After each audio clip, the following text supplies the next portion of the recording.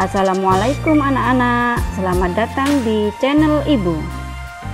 Sebelum dimulai, ayo dukung channel Ibu dengan cara subscribe, tekan tanda loncengnya, like, komen, dan share. Terima kasih.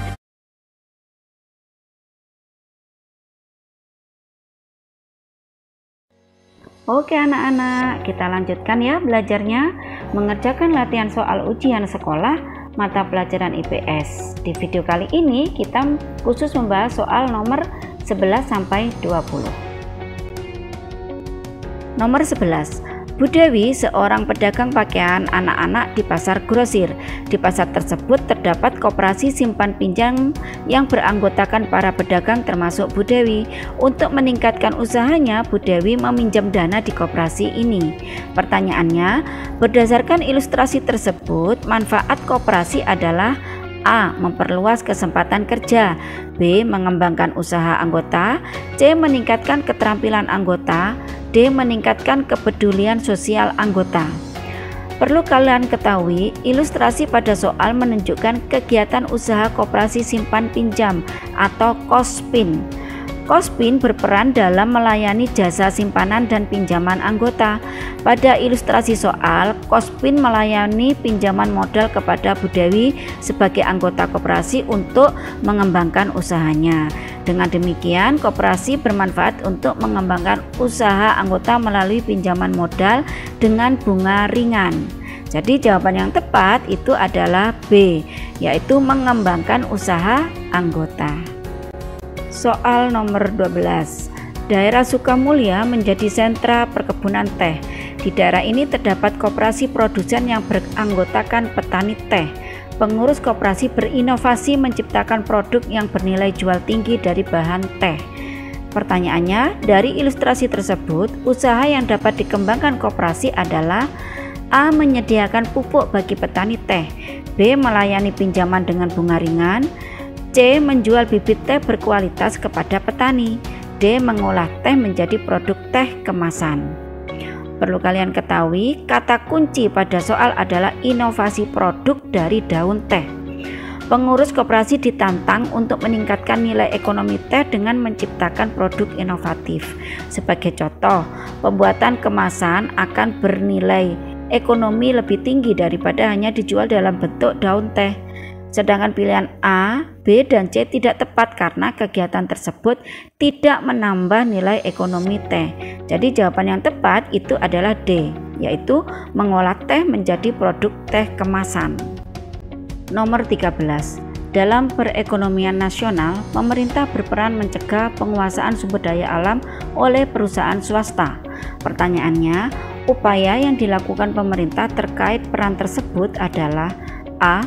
Menjadi mitra bagi perusahaan swasta, B. Mendirikan badan usaha milik negara atau BUMN, C. Menolak kerjasama dengan pihak swasta, D. Menaikkan tarif pajak tinggi kepada swasta.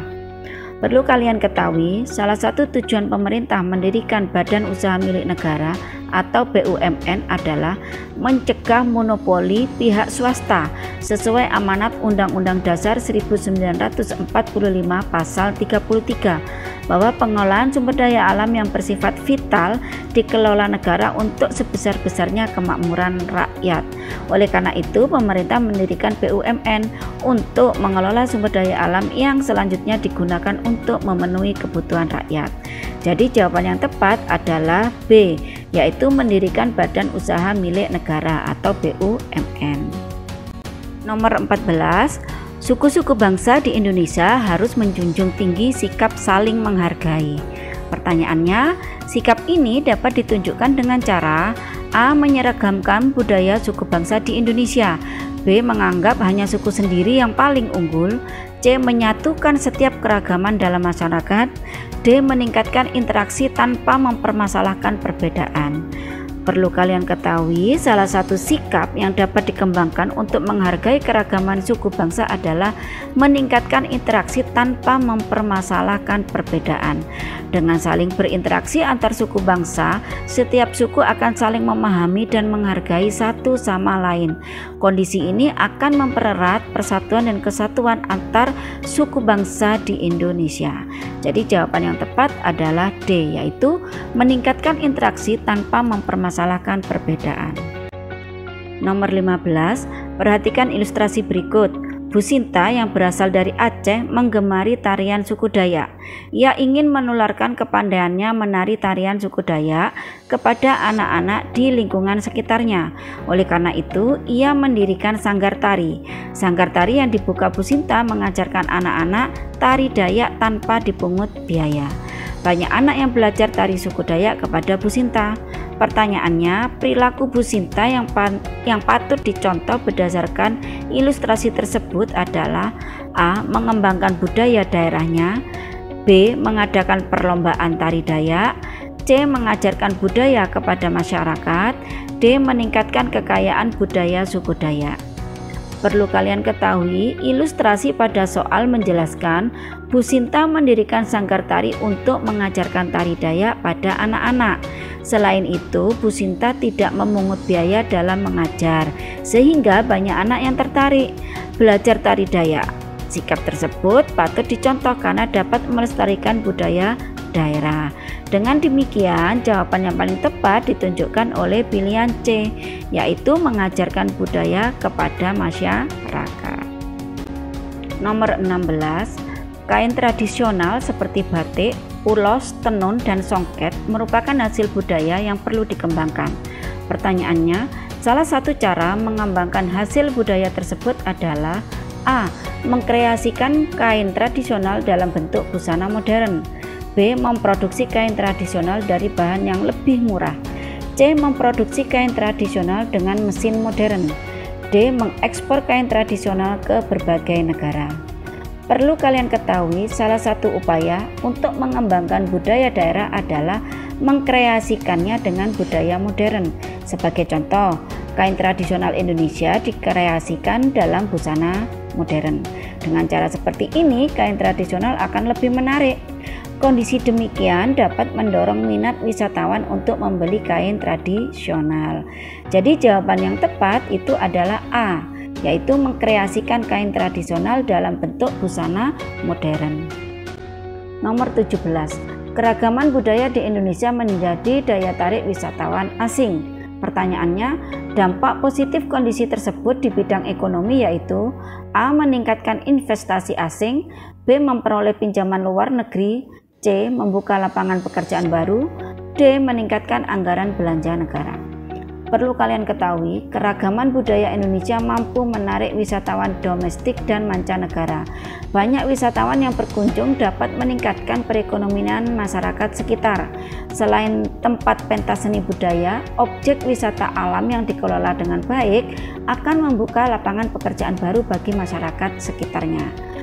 Berbagai barang dan jasa diperjualbelikan, misalnya dengan keberadaan hotel, rumah makan, biro perjalanan, toko cenderamata, dan kerajinan.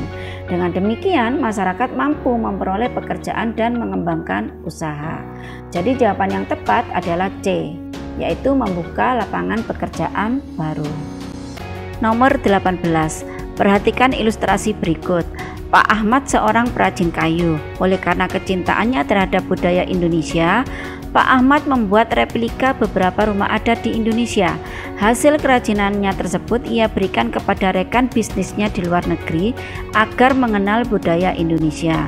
Pertanyaannya, upaya Pak Ahmad untuk melestarikan budaya berdasarkan ilustrasi di atas adalah A. Mengikuti lomba kesenian daerah, B. Memperkenalkan budaya daerah, C. Mementaskan budaya daerah, D. Mempelajari kesenian daerah.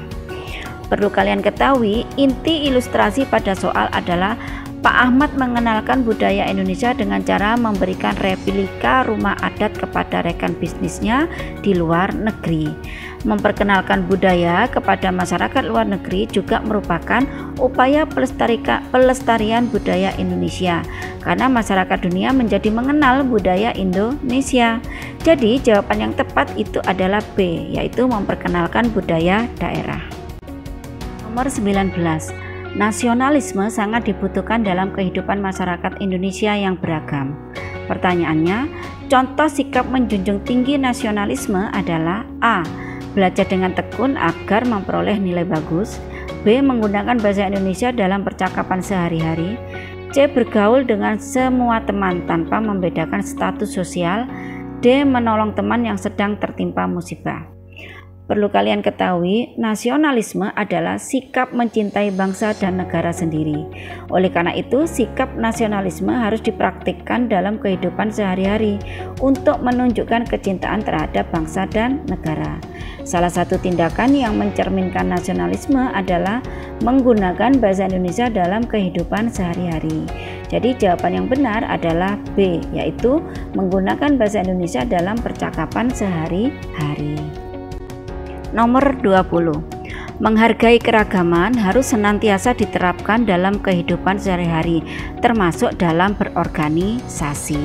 Pertanyaannya, apabila kamu menjadi pemimpin organisasi, sikap positif terkait menghargai keragaman yang harus kamu tunjukkan adalah A. Mengeluarkan keputusan berdasarkan kepentingan pribadi.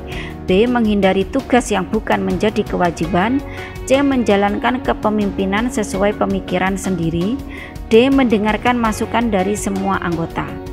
Perlu kalian ketahui, masyarakat Indonesia terdiri atas suku bangsa dan budaya yang beragam. Oleh karena itu, setiap orang perlu menerapkan sikap menghargai keragaman ataupun perbedaan. Sebagai contoh, dalam kegiatan organisasi, dalam suatu organisasi biasanya terdiri atas orang-orang dari beragam latar belakang. Seorang pemimpin dalam organisasi yang anggotanya berasal dari beragam latar belakang harus mau mendengarkan masukan dan aspirasi anggota. Dalam sebuah organisasi, pemimpin yang baik adalah pemimpin yang mendengarkan masukan anggotanya. Jadi jawaban yang tepat adalah D, yaitu mendengarkan masukan dari semua anggota. Alhamdulillahirabbil alamin. Semoga ilmu yang baru saja kalian pelajari bermanfaat dan barokah. Sampai jumpa di latihan soal berikutnya. Assalamualaikum warahmatullahi wabarakatuh.